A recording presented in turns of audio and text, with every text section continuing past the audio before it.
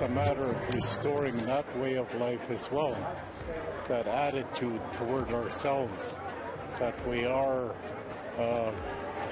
important human beings on this earth. Tonight, thousands of elders from across Canada gather in Winnipeg to share, renew, and strengthen. Well, our number one goal is to share the photos back to patients and back to communities.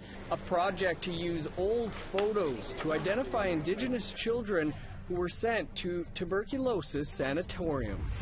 I took a bike, I cut it up and welded and put it all together, get all the parts in, and start bicycling. And we meet one man in Pond Inlet Nunavut who invents some crazy-looking machines.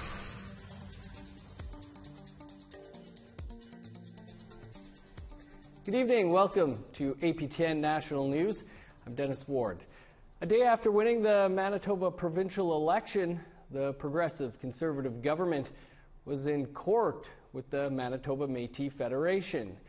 The MMF is challenging the government's decision to cancel compensation agreements made with the previous NDP government. As Brittany Hobson shows us, the MMF says this could have repercussions for future agreements. The Manitoba Métis Federation finally got its day in court after suing Brian Pallister's Conservative government last year for cancelling 2 accommodation agreements. The government must act honorably when dealing with Métis in the province of Manitoba. In March 2018, Pallister announced the province was cancelling a $67 million agreement. Later, he cancelled a second tripartite agreement between the MMF, the province, and Manitoba Hydro. In them, the MMF was to receive $82 million for their cooperation in hydro development projects. Pallister previously called the agreements persuasion money. The MMF says the government should work with the Métis. What we're essentially asking is for the court to quash the cabinet decision that was made on that date and set out in an order in council. And what that allows the parties to do is to go back and begin that dialogue that's necessary for reconciliation. MMF President David Chartrand says it's about more than reconciliation. He has this warning. There's going to be a lot of unpredictable futures coming for industry, unpredictable futures coming for Indigenous people, that any premier can come along, go back, create a directive, order one of their crown corporations to disallow or end an agreement. That would cause havoc across Canada. The province is arguing the agreements in question were only proposals. Queen's Counsel Maureen Killoran said it could be terminated. The parties can walk away from this at any time. It can end at any time without affecting anyone's constitutional rights. The province has said it will not reconsider its decision. Because of this, Chief Justice Glenn Joel doesn't believe the MMF's remedy, which is to honor the original agreement, will work. I'm not sure how it plays out in a way that's constructive to the parties. It's not clear to me where it's going to take us. Despite his contentious relationship with Pallister, Chartrand has hoped the two can work together. I've extended the olive branch to Pallister several times, and if the court has to force him to the table, my olive branch will still be there. Let's do business. The judge will deliver his decision at a later date. Brittany Hobson, APTN National News, Winnipeg. First Nation, Inuit, and Métis from across Canada are in Winnipeg this week to exchange and share knowledge, renew relationships, and strengthen friendships. APTN's Jolene Banning was there and brings us this story. Nearly 4,000 elders from across Turtle Island came together at the second biannual National Elders Gathering in Winnipeg, organized by Peguis First Nation. The theme is Coming Home, Voices of Elders. Some of the discussions include murdered and missing Indigenous women, girls, and Two-Spirit, language and cultural revitalization, and climate change. Fred Campion from Driftpile First Nation says he's noticed a lot of change to the land over the years. For me, it's alarming because, you know, where I hunted when I was young, there was plenty of moose, and now I see them in the fields, in the farmers' fields, particularly, and they're heading south. So that's a change. You know, there's something going on with that. The animals usually are the first indicators. Not only is this a chance to draw upon the knowledge these elders hold, but also to strategize ways to move forward and hang on to what's important: our culture, spirituality, and language. Wabigoon Lake Ojibwe Nation elder Tom Favel says over the last few generations, Indigenous peoples have lost their traditions and language, and this gathering is an opportunity to share those teachings with the youth. It's a matter of restoring that way of life as well, that attitude toward ourselves, that we are important human beings on this earth, as we've always been. So we're no less than anybody else. Favel says colonialism forced language and spirituality to go underground for a time. If we can address those areas, we have a very good chance to get back to where we used to be at one time in terms of our spirituality and understanding of nature. There's more than just heavy topics being discussed here at the Elders Gathering. Artisans and crafters from across Turtle Island have gathered to showcase their fine work. There's also a social aspect to this event. Nightly performances, a trade show, and a talent show will cap off the week. Jolene Banning, APTN National News, Winnipeg. For decades, Indigenous people in Manitoba were sent to a handful of so-called Indian hospitals or sanatoriums in the province. In most cases, it was to treat tuberculosis, and many children there faced a similar abuse experienced in residential schools. As Brittany Hobson shows us, a new project is trying to right the wrongs of the past. Don Kershane remembers the day his older brother Leonard was taken from their family home in Seguin First Nation. It happened in the early 60s when Kershane was a young child.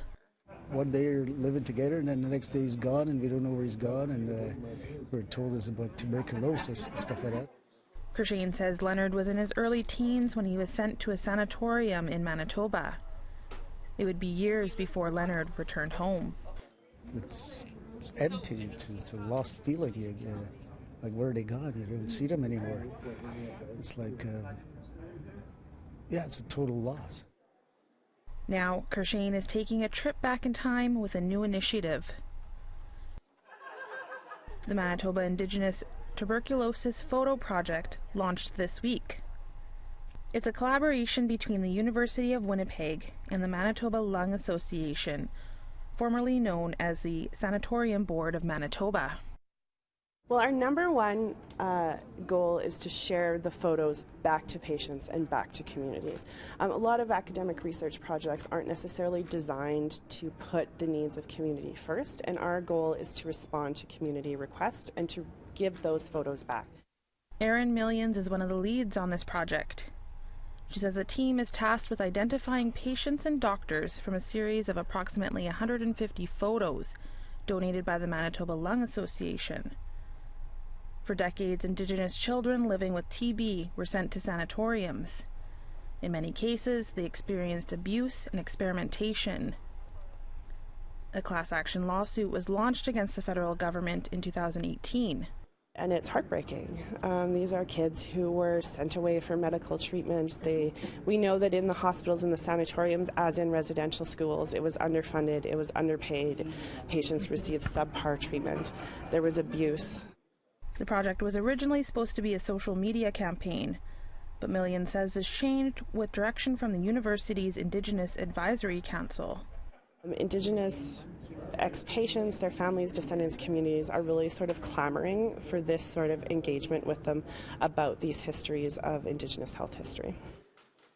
Millions hopes to take the photos to other communities in Manitoba. In the meantime, pictures will be posted on the project's Facebook and Twitter pages. Brittany Hobson, APTN National News, Winnipeg.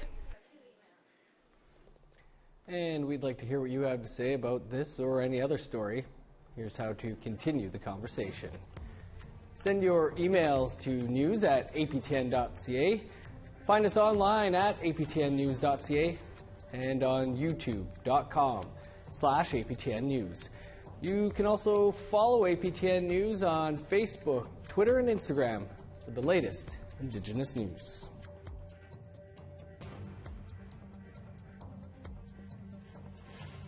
Well, time to step aside for a quick break, but stick around. There's more to come.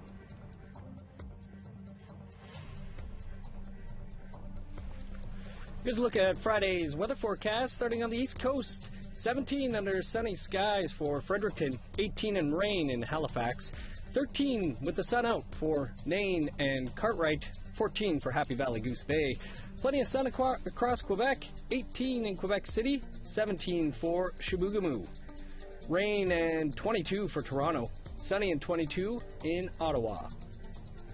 Rain and 16 for Thunder Bay, 14 with showers for Sioux Lookout. Another warm day for Churchill with a high of 14, 17 for Puckatawagan and the Paw. Showers again for Winnipeg with a high of 15, 17 in showers in Brandon. Sunny for Regina with a high of 20, 21 in rain for Saskatoon. Sunny and 19 in Buffalo Narrows, 18 for La Ronge.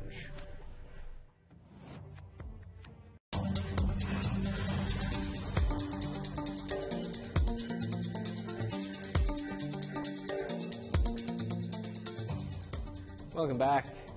Climate scientists say we have 1 decade to cut global carbon emissions in half to avert the worst impacts of climate change. Indigenous peoples are both disproportionately feeling the impacts of the climate crisis and on the front lines to stop it. The government that Canadians elect next month will determine whether Canada does its part. A new grassroots movement called Our Time is intervening to make sure the right people for the job are elected. We're joined in Winnipeg by a member of Our Time, Hannah Muhat-Jardine. Hannah, thanks for joining us. What is the Our Time movement and what is it trying to do? So the Our Time movement is a national youth-led movement pushing for a Green New Deal. And we are supported by the environmental organization 350, but it's really a grassroots movement, as I said, led by youth all across the country. I think we have something more like 10 or so main hub cities, and then thousands of youth organizing across the country.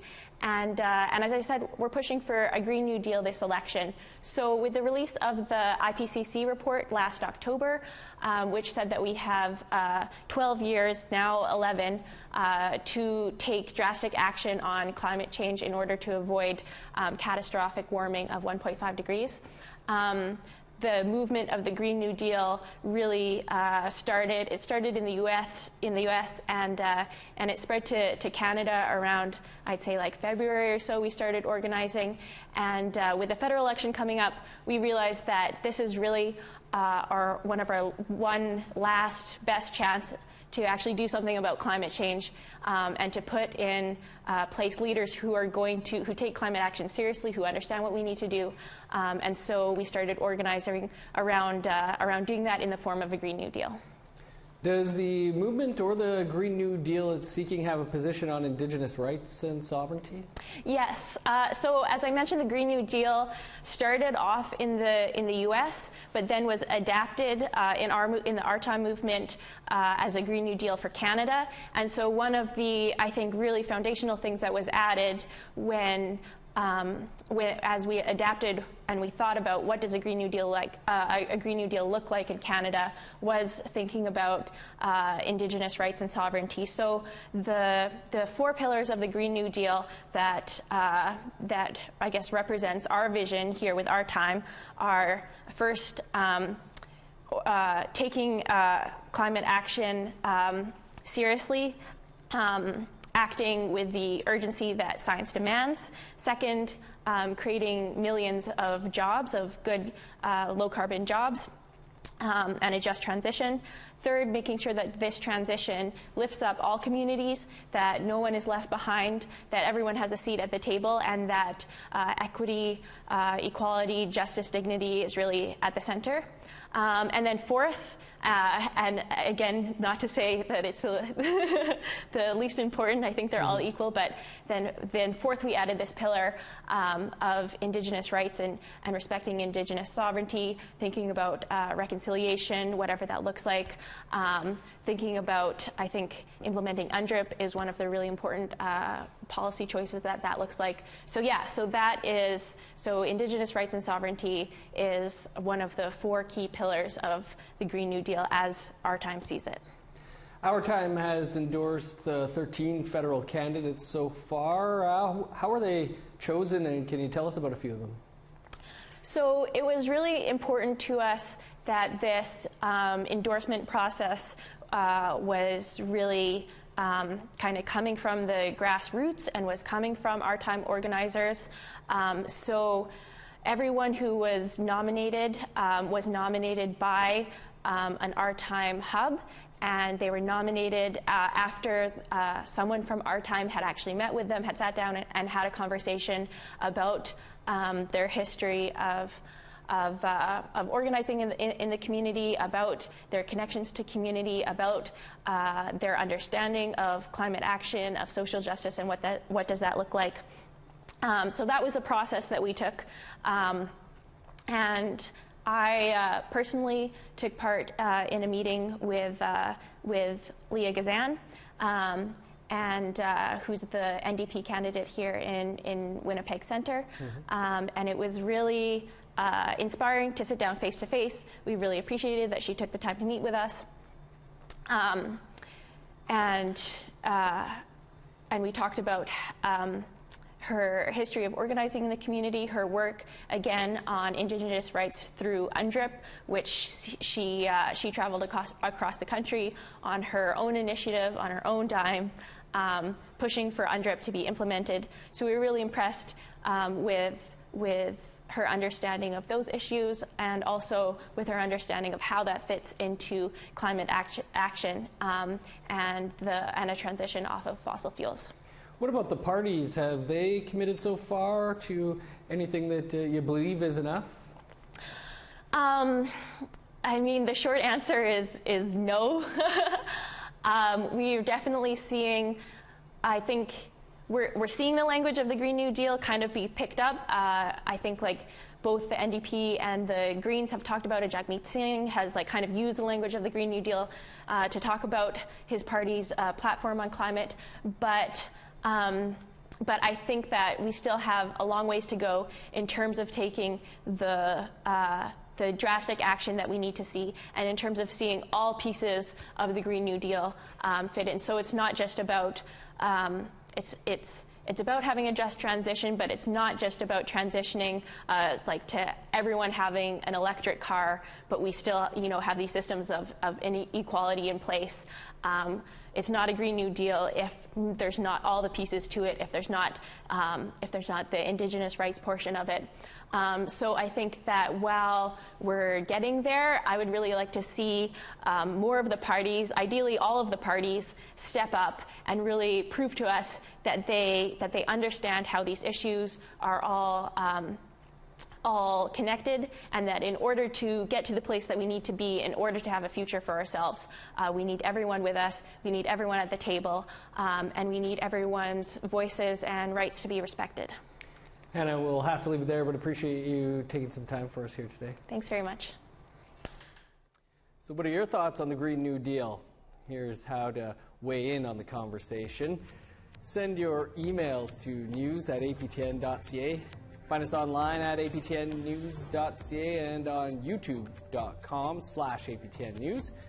And you can follow us on Facebook, Twitter, and Instagram for more on the Green New Deal.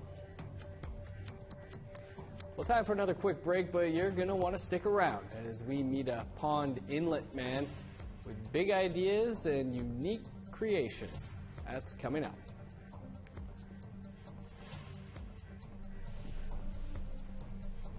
Here's the rest of Friday's weather forecast, picking back up in northern Alberta. Sunny and 20 for Fort McMurray. 19 with rain in high level. Rain in 25 for Medicine Hat. Sun's out in Lethbridge with a high of 21. Showers and 18 in Vancouver. 24 under sunny skies for Kamloops. Rain and 14 for Smithers. Showers and 20 in Fort Nelson. 14 with the sun out in Old Crow. Smoky and 15 in Dawson. 21 under sunny skies for Wrigley. Sunny and 18 in Norman Wells.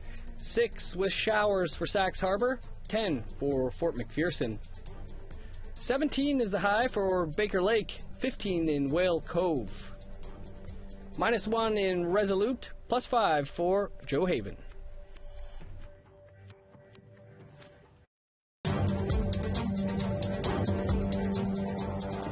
Welcome back.